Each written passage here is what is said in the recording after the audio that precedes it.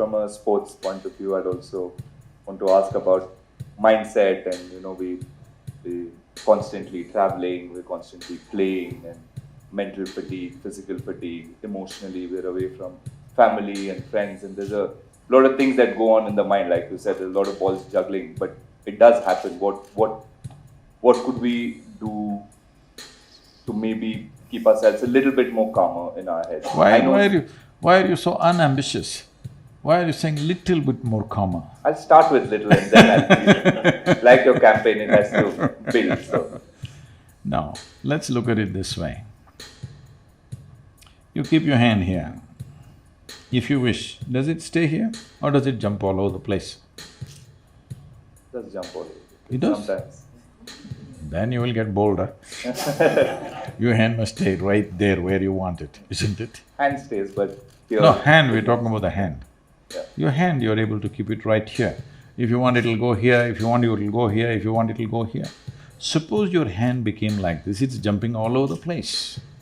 Suppose my hand jumps all over the place, they would think I have some kind of an ailment, isn't it? Hand jumping? Maybe that Mr. Parkinson visiting us or something. So, we have to look at this. Unfortunately, in these societies, we think mind jumping all over the place is normal. It's not normal. That's not the way human mind is made. There are some fundamental aspects which there's no time or space to explore those things here, but we must understand this much. This body and this mind must take instructions from you, isn't it? Huh? Your body and your mind. If it doesn't take instructions from you, this body and this mind, it's more a nuisance than help. Yes, it is more of a nuisance than help. Right now, people are trying to manage the nuisance. As you said, if it becomes little less nuisance, I'm happy. No, it need not be a nuisance. See, the reason why you physically train is so that your body doesn't come in the way, isn't it? See, the idea of training is not to put your body out there, that when I'm performing activity, my body is not in my way, it's not my tripping point. My body is behind me, supporting me, not knocking me down. That's the idea of physical training. Similarly, there should have been substantial mental training, but training means people are having a psychologist. That is when you're ill. Hello?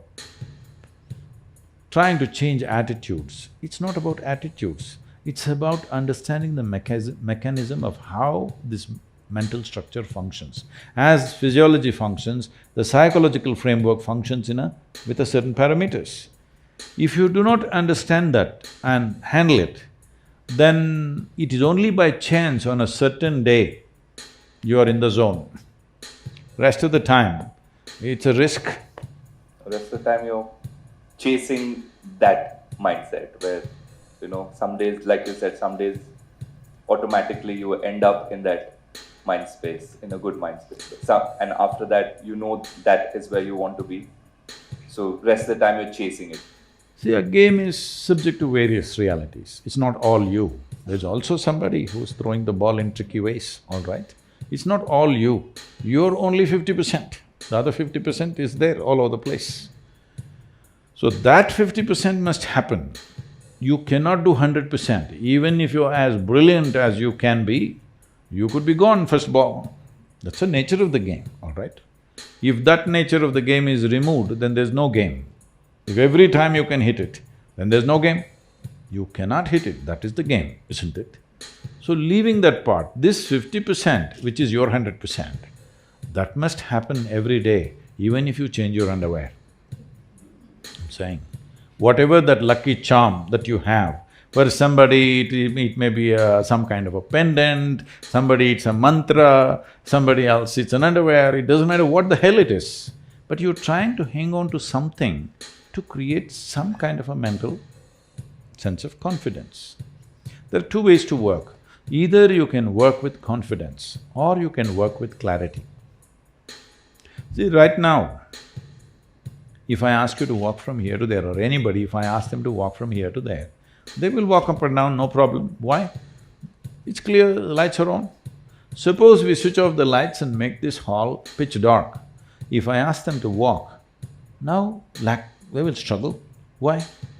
Now they need confidence to take the next step. Why? Because there is no clarity. So people think confidence is a substitute for clarity. It is not. What you need is absolute clarity, not confidence. With confidence, sometimes it may work, by chance. It's like, let's say you want to cross the highway where traffic is moving at a certain speed. To build confidence, people have various slogans. Somebody says, Jai Shri Ram, somebody says, Allahu Akbar, somebody says something else. You shout one of these things and run across the highway. Maybe you will make it. Hello?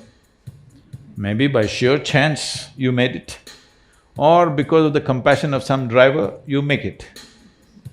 But if you try every day, we know where to pick you up, for sure, isn't it? So similarly, when a bowler bowls a ball, you close your eyes and hit it. Maybe it'll go for a sixer. But if you try every time, we know what, right? This happened. An American lady came to Bangalore.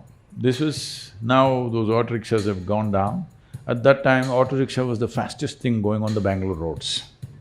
It felt fast because it made a lot of noise. It was doing only 40–45 kilometers per hour, but because of the way they drove on three wheels, it felt like it's a Formula One or something. So, this lady came and this guy is just driving to impress this foreign lady who's come to the city. He's trying to impress her with his skills of driving, and he's going through everything, and so two buses are coming, he goes boom in between, and she just screams and yells, and all this happened. Then after she got down, she asked him a particular moment when those two buses came, how did you make it? There's hardly any space. He said, I closed my eyes.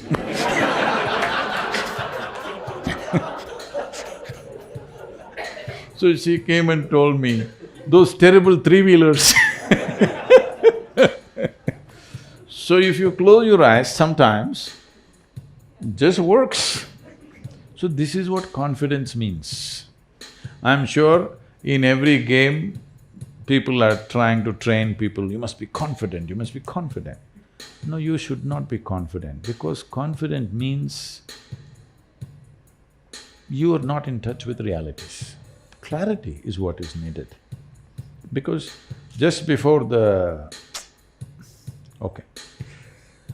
So we were, like I was talking to a group of journalists, and this is at that time when Pakistan was playing in India for the one-day internationals which were going on. Sadhguru, how to beat Pakistan? Please tell us. I said, if you want to beat Pakistan, you don't call Indian cricket team, call Indian army. Okay. Why do you want to beat Pakistan? You just have to hit the ball. Hello? You just have to hit the ball. I was training this, Indian hockey team, and at one time, and later after 3–4 years, I'm walking in Chennai airport. KPS Gill was heading the thing. And all that old players who came to us, the senior players, they were all out, whole bunch of young players, almost 6 or 7 of them were all tribal boys from Delhi, Turkey to others, all 18 to 22 age group. These boys are for the first time going out of the country for championships trophy to Germany.